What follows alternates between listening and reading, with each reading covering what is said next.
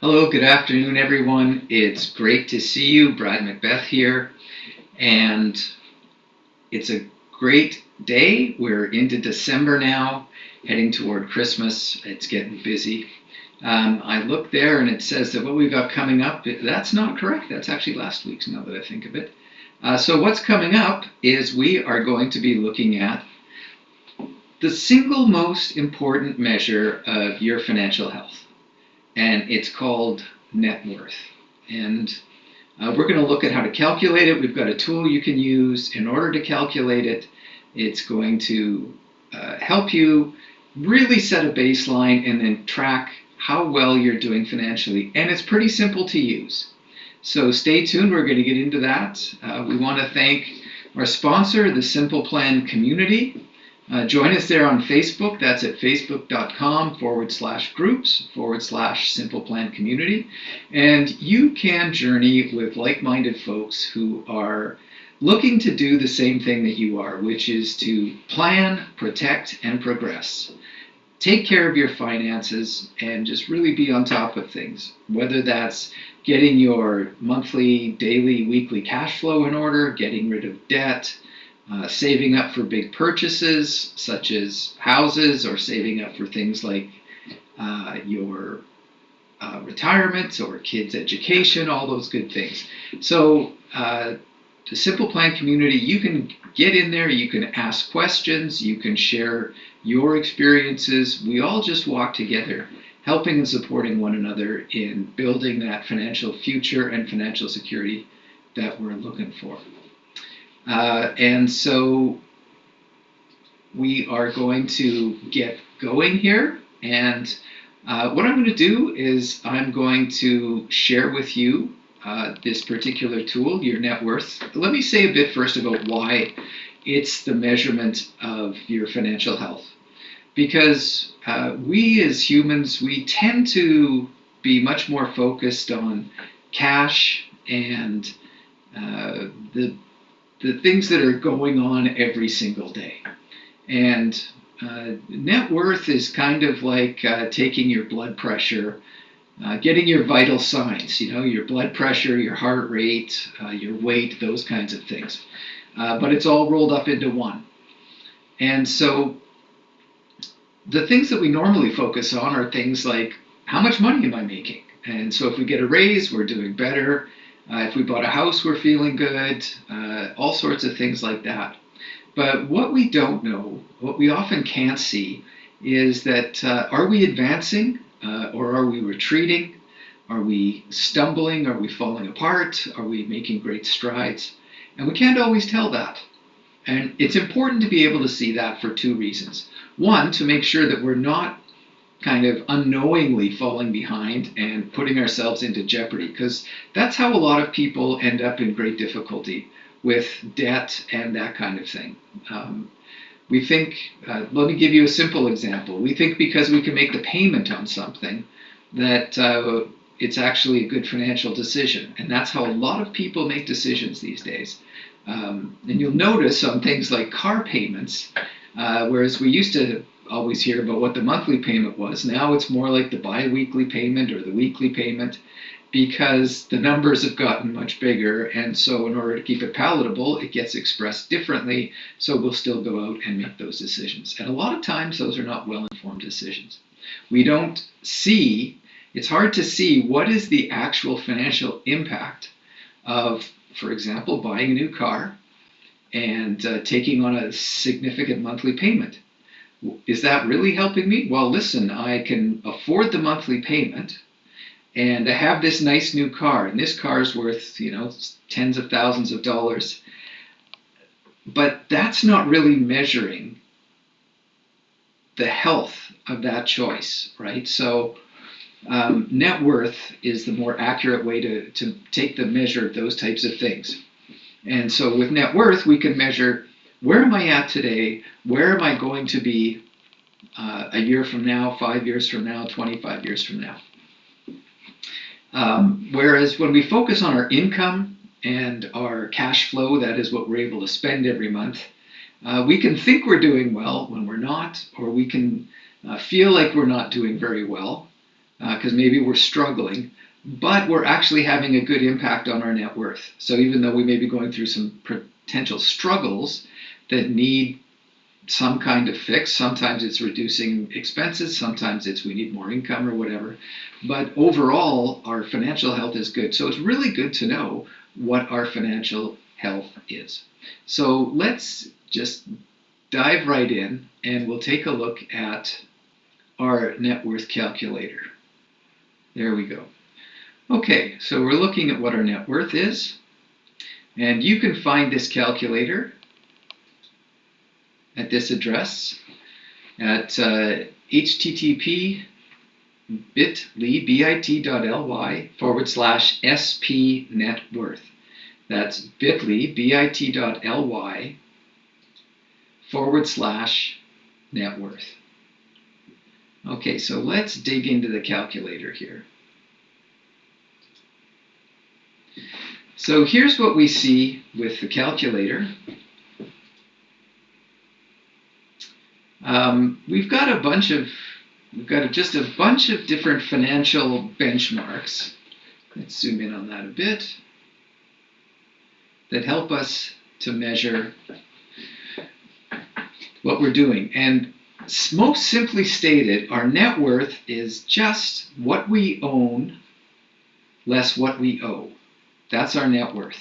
It's a simple calculation. We just have to make sure we capture everything in it. So this particular net worth statement breaks it down into a number of categories. We first have retirement assets. I'll just close these up for us here. So that's things like RSPs, tax-free savings accounts, TFSAs, RIFs and LIFs, which are income funds that we draw on when we convert our RSPs in retirement. We have locked-in RSPs or LIRAs, locked-in retirement accounts, which are RSPs that come from pensions we've contributed to, but have not yet started to draw, have not yet converted to an income because we haven't yet reached the retirement age or the mandatory age.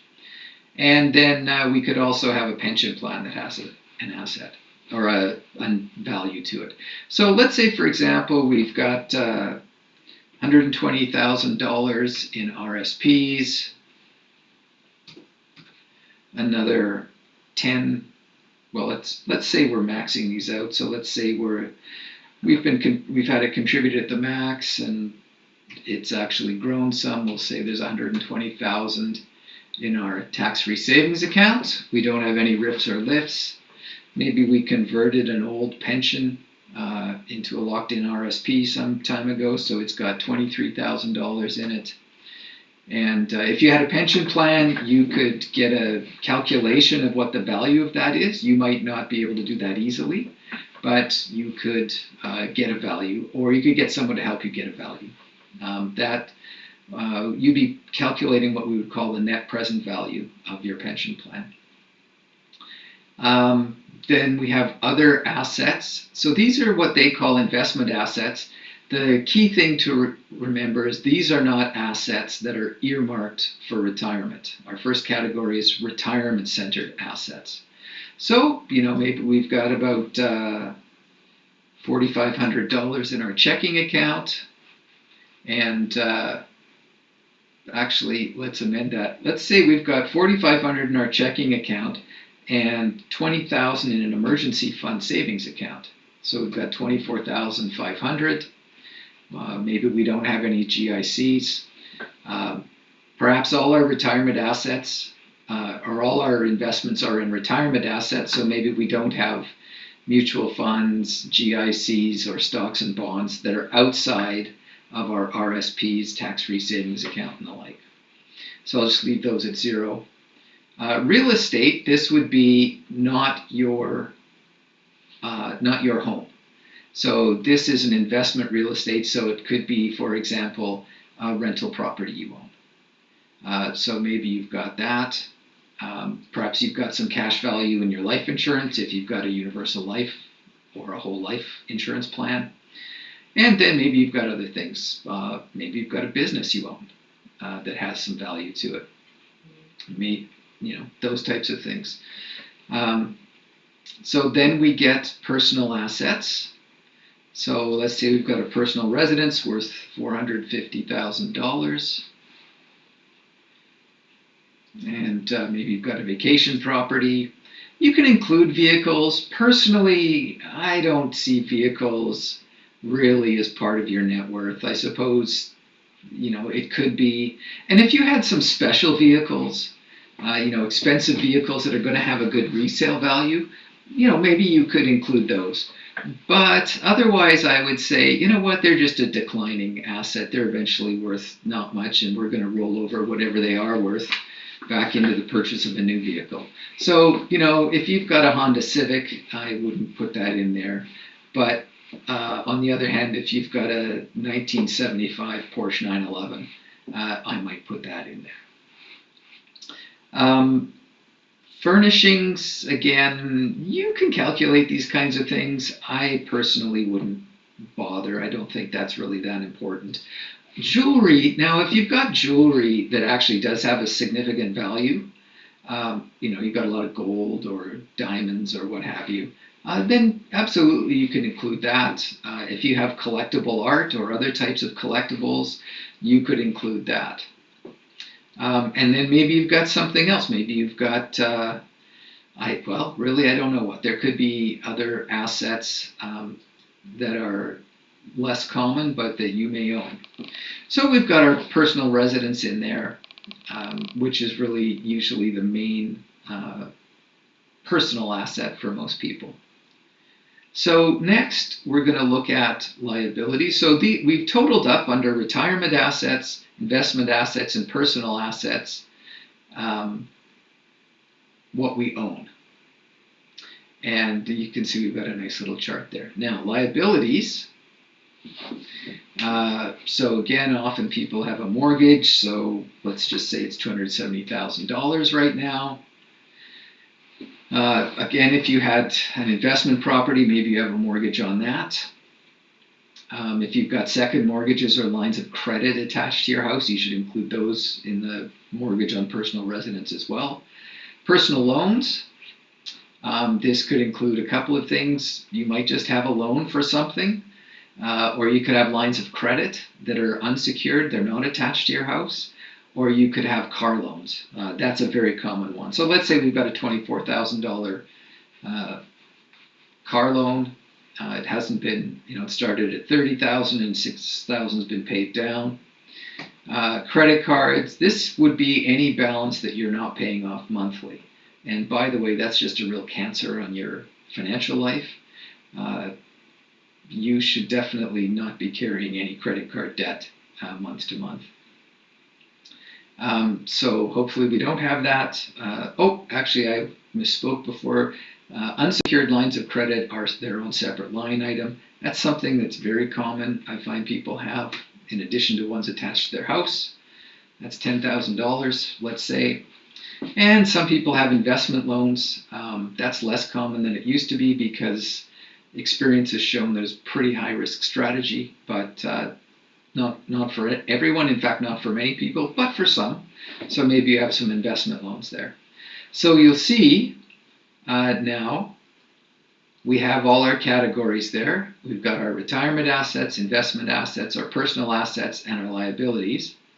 And that gives us our net worth, which in this case is $433,500. So why do I say this is the best measure of your financial health? Well, it's the best measure of your financial health at any given time, right? So you take that snapshot, it's going to tell you. Now, obviously, your cash flow will tell you, it's more like an assessment of your lifestyle. How healthy are my habits? So you need to be tracking both. But the one that we tend not to track much at all is our net worth. And that's the one that really tells the big picture and long-term story. And by the way, it's also has a significant role to play in things like when you're seeking credit. Just to give an example, let's say But one of the things that people can do, and we're going to have another episode where we talk about mortgages, but one of the things people do is they say, how much house can I afford? And they go back to they don't even necessarily think about the payment. They just let their mortgage broker tell them, well, you could afford, or we're willing to give you a mortgage for $700,000. You go, oh, great, so I can afford $700,000. Well, not necessarily the case. And so if you're taking a look at your health, your financial health, let's imagine that you own this personal residence. And you decide, I'm going to make a choice. I'm going to upgrade because I got a raise. So I'm going to go to a personal residence that's worth $850,000 because, my mortgage says that I can afford. So before we do that, let's look at where we were at. So we were at $450,000 and $270,000. So we had a net worth of $433,500. $433,500. And so now we're going to upgrade this to $850,000. And now we're going to have a $670,000 mortgage because that's what the mortgage company said they would give us. So we figure that's what we can afford. So now we're feeling like, wow, we've taken a big step forward because we're in a much bigger house. And so how has that changed our net worth? Well, the answer is it hasn't, because our debt load increased just as much as the value of our personal residence. So there was no net worth change. However, on a cash flow basis, every month, we have much bigger mortgage payments, probably close to triple what our previous mortgage payment was. And so now we have not made any gains in our net worth. However, we have really encumbered our monthly cash flow, and it's going to be much harder for us to just enjoy things in life because we got this massive mortgage payment to make.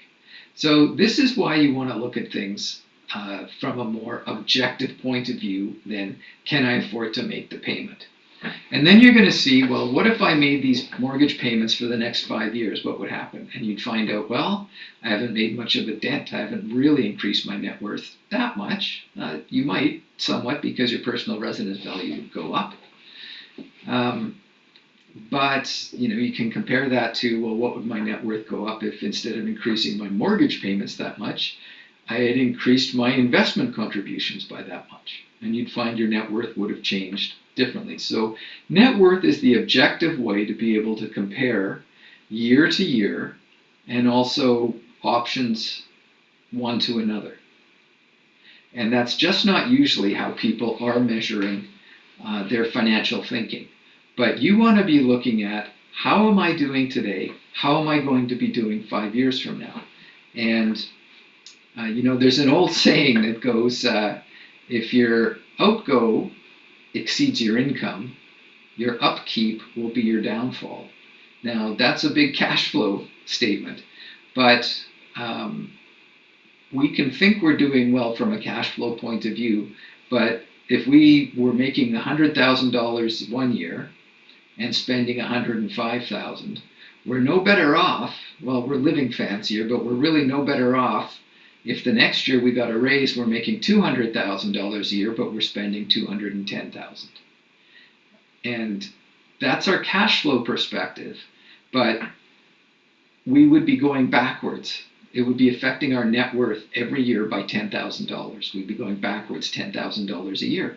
And so you do that year over year, and you haven't improved your situation. It's actually deteriorated. That's the measure we get when we're using net worth. So I highly encourage you, go to the tool today and just measure your net worth. You don't have to get deep and fancy about it. Like I said, you don't have to come up with some kind of approximation of what your furniture or your jewelry is or your art is worth unless it really is worth something significant and will continue to be worth that in the future. For most of us, our couch is not increasing in value. It's just going to deteriorate and we're going to replace it. It is not an asset of any description. Assets are those things that increase in value over time. And for most of us, cars, furniture, and a lot of jewelry aren't like that. So don't get too hung up on the personal assets. Keep it fairly simple and take this important health snapshot, print it out so you can go back and refer to it the next year.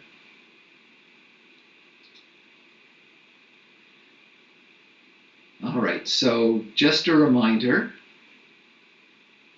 you can get that at bit.ly/SP-networth.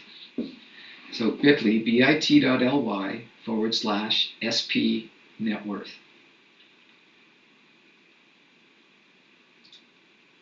So that's our show for today. I hope you can see that that's fairly simple to understand, but something that you can take stock of whenever you need to. I encourage you to take stock of it this month. Get it done for the 1st of January 2022 so that you can have a measure at the beginning of the year or the end of the year what your net worth was, and then you can measure again periodically and get a sense of, is my net worth increasing over time? So I want to thank you for joining us today. Again, I want to thank our sponsor, the Simple Plan Community. You can join us there at facebook.com/groups/Simple Plan Community. Invite your friends, invite your family, invite anyone you care about who you'd like to see do better with money, because that's really what we're all about. And we focus on the money questions there, and we give you straight answers, clear answers, and good advice that you can follow. And when you're not sure about something or you have a question, you just post it in there. We're going to get after it. We're going to answer it for you. So I want to thank you very much for joining us today.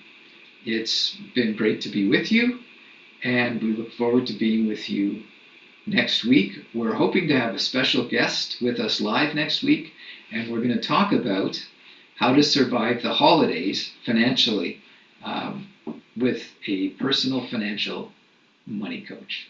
So we look forward to seeing you then. Thanks very much. We'll see you again next week.